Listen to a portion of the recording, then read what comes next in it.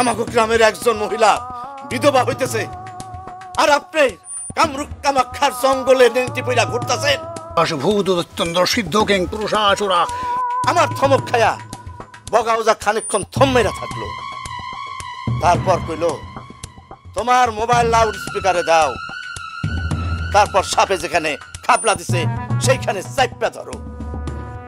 আমি তার কথা মতন ক্ষতস্থানে মোবাইল চাইপা ধরলাম।